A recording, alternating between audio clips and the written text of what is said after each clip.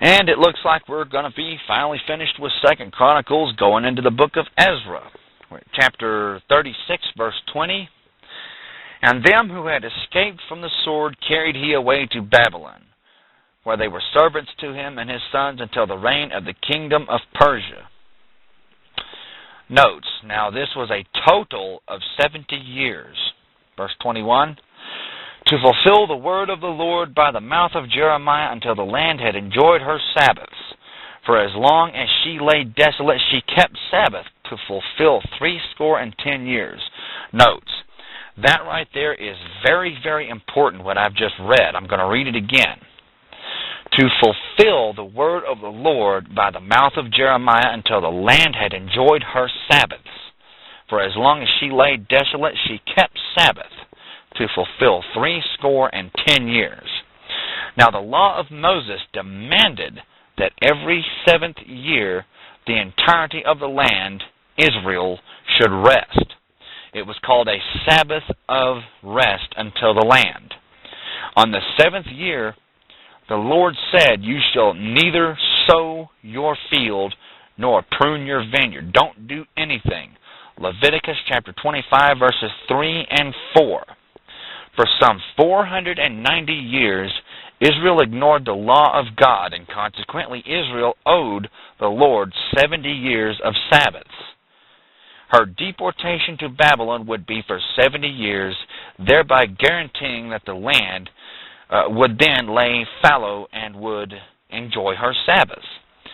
God says what He means, and He means what He says. And He took it right out of their hide just to prove it. Verse 22.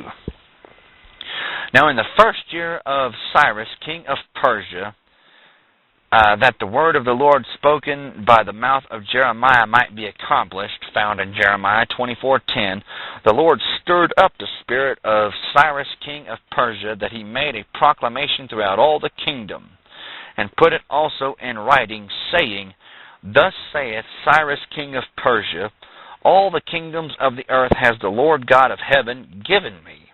And he who is the Lord has charged me to build him an house in Jerusalem, which is in Judah. Who is there among you of all his people? The Lord his God be with him, and let him go up. Notes.